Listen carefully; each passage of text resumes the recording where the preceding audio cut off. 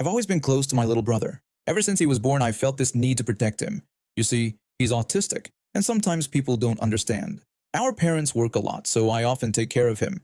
It's not easy, but I wouldn't have it any other way. That day started like any other. I decided to take my brother out for some fun. We went to the park, played his favorite games, and then I thought, hey, why not treat him to some boba? He loves the chewy tapioca pearls, and it always puts a smile on his face. So there we were, standing in line at the boba shop. Everything was going fine until my brother let out one of his sudden screams. I'm used to it, but I know it can startle people who don't know him. I tried to calm my brother down, telling him it was okay and that he was all right. But the damage was done. The teenager in front of us had jumped, spilling his boba all over the floor. I felt terrible. I apologized to the teenager, explaining about my brother's autism and how he sometimes gets overwhelmed. I offered to buy him a new boba. I reached for my wallet, but before I could, this woman, I assume she was the teen's mom, started going off on us. The woman rudely told me to keep my money and use it for my brother's therapy instead. I tried to explain that I understood she was upset, but there was no need for such comments. However, she cut me off, saying my brother should be in a mental hospital and not out scaring normal people. I was shocked. Who says that kind of thing about a child? I grabbed my brother's hand, ready to leave, when suddenly this guy, I guess the teen's dad, came out of nowhere and punched my brother in the chest. My brother started wailing, tears streaming down his face. I saw the man raising his fist again, and something in me snapped. Before I knew it, I had grabbed him and slammed him onto one of the tables. The woman started screaming for help, claiming I was assaulting her son, who apparently had anger issues. Her husband had just hit a child, and she was trying to paint him as the victim. I noticed her dialing on her phone, probably calling the cops. I told her to go ahead and call them, pointing out that there were cameras and witnesses who would see exactly what happened. I turned my attention to my brother, who was still crying and holding his chest. I'd never seen anyone hurt him like that before, and it broke my heart. I comforted him, assuring him that I was there and that no one would hurt him again. As we waited for the police to arrive, I could hear the woman still ranting and raving. She was calling my brother a menace and falsely claiming he had attacked her son for no reason. Thankfully, some of the other customers spoke up.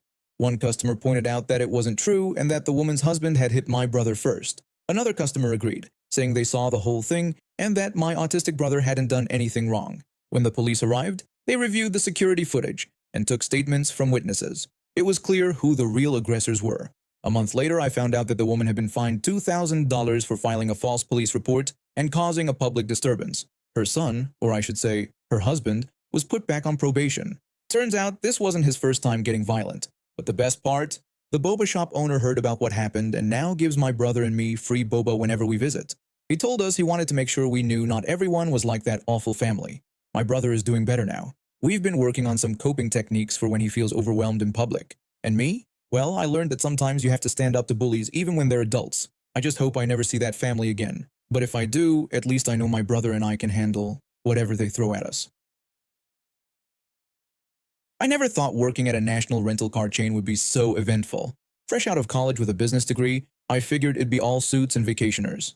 Our branch had its ups and downs. Some days were chaos, others so slow we'd take cars for oil changes just to kill time.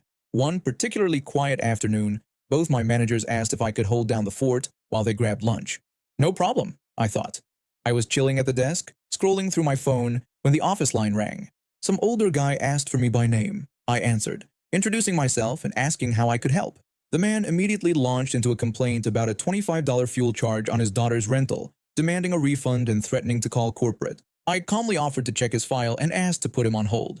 He angrily refused, but I did it anyway. Checking the file, I saw notes clearly stating fuel was declined, and the customer agreed to a $25 fee if the car wasn't returned with the same fuel level. When I got back on the line, I explained that I couldn't issue a refund because his daughter had agreed to the fuel charge.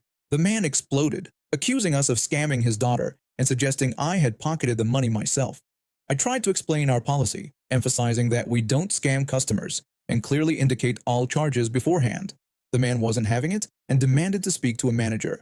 When I told him they weren't available for another 20-30 minutes, he got even angrier. He started ranting about not wanting to waste his day at a rental car place and called us scumbags.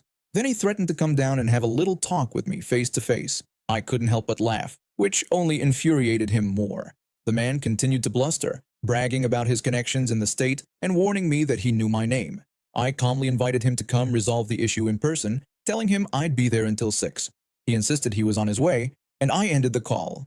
When my managers returned, I filled them in. We all had a good laugh listening to the recording, joking about being threatened over $25. We forgot about it until later that afternoon when I saw a familiar girl get out of a car with her mom. The entitled dad was pouting in the passenger seat, like a child told no for the first time. The mom stormed in, screaming at my assistant manager. She demanded I be fired, accusing me of scamming her daughter. My assistant manager calmly explained that I had already addressed the issue and gave her two choices: leave voluntarily or be removed by the police. The woman angrily declared they'd never use our service again and threatened to complain to corporate. As she furiously backed out, she slammed into my assistant manager's car. We ran out to check the damage, only to find nothing on his car, not even a scratch. Meanwhile, their car needed a tow truck. The best part? 2 weeks later, the entitled dad called asking if we had any cars available. He acted like nothing happened and rented regularly after that. He was even pleasant sometimes. Guess the experience humbled him a bit. Working at that rental place taught me more about people than any business class ever could. And hey, at least it made for some good stories. For 8 long years, I worked at a company that slowly drained my soul. The workload was insane, and the stress was eating me alive. With a cherry on top of this misery Sunday, a guy on my team who made it his personal mission to make my life hell. This dude was a year younger than me but acted like he was stuck in high school. You know the type, the jock who never grew up, still thinking he's hot stuff at 30. Let's call him Jerkface, because that's exactly what he was. Jerkface had this annoying habit of being nice when we were alone, but as soon as there was an audience, he'd turn into a grade A bully. He'd pick a victim for the day and relentlessly tease them under the guise of workplace banter. If you ever got annoyed and stood up for yourself, he'd pull the "I'm just messing around" card and act like you were the problem. The last straw came when an ex-employee wrote a scathing review of our company on a job site. Just because they used a phrase I sometimes say, Jerkface decided I must have written it. He went on a crusade telling everyone in the office it was me, even though I proved I didn't even have an account on that site. I'm pretty sure he even told our boss after I left, which is why I never got any freelance work from them again.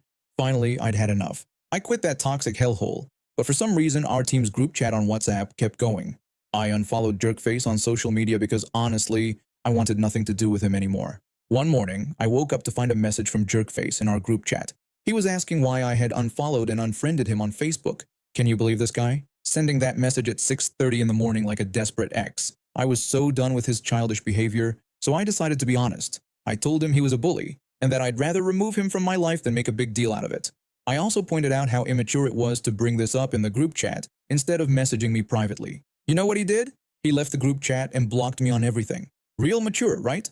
I thought that was the end of it, and honestly, I was relieved. 3 months later, I'm out with my husband, grabbing some food at a local pub.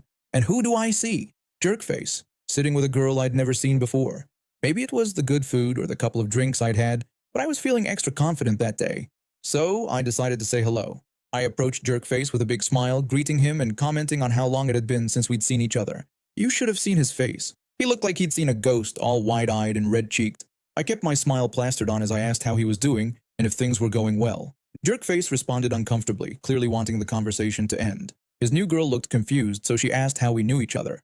Jerkface mumbled something about us being former co-workers, so I decided to fill in the blanks. I explained to the girl that Jerkface used to be my workplace bully. I told her how he was actually the reason I struggled financially after leaving my old job, accusing me of writing a hostile review about the company, which I proved I didn't do, but it cost me a lot of freelance work.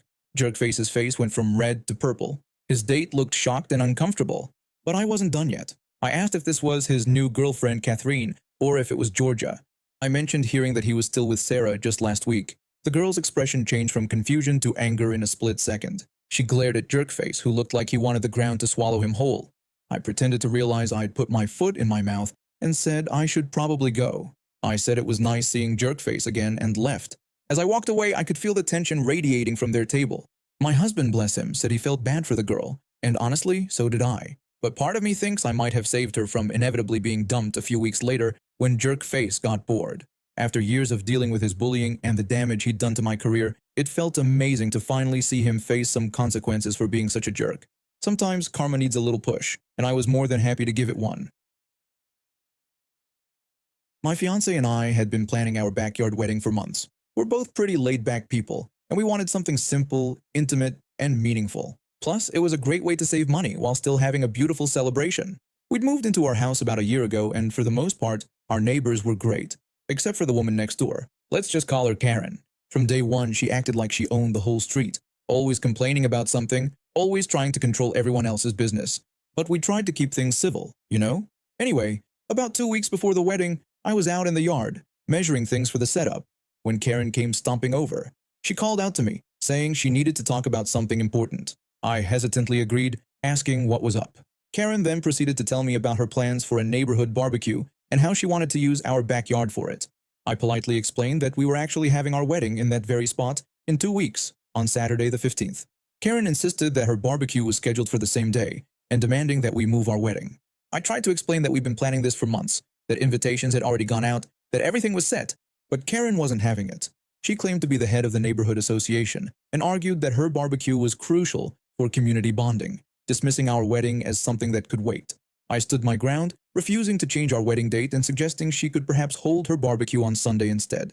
Karen angrily rejected this idea, claiming the 15th had perfect barbecue weather and accusing me of being selfish. She then stormed off and I figured that was the end of it.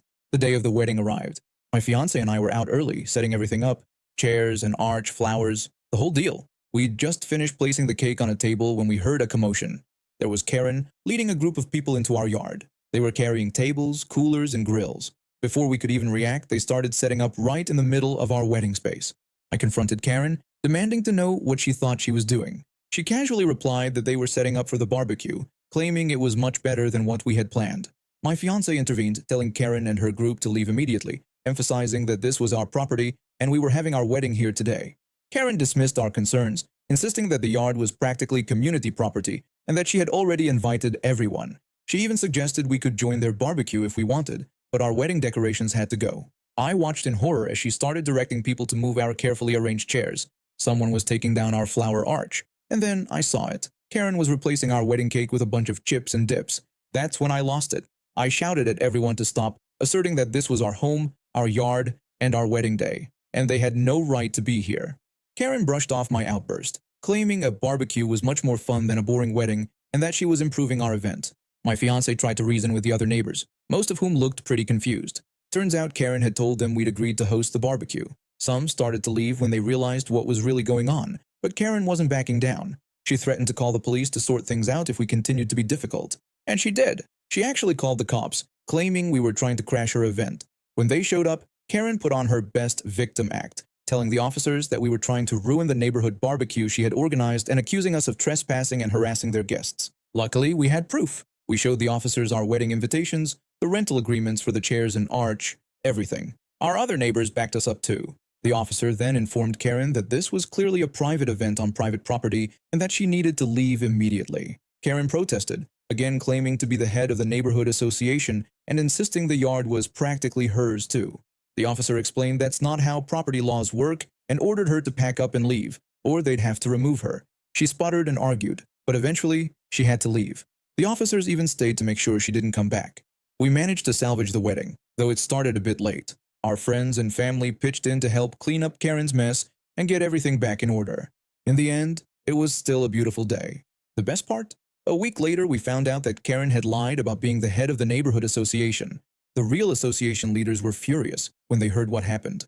Last I heard, she's been banned from all neighborhood events and is thinking of moving. Sometimes I still can't believe it all happened. But hey, at least we've got one hell of a story to tell our kids someday.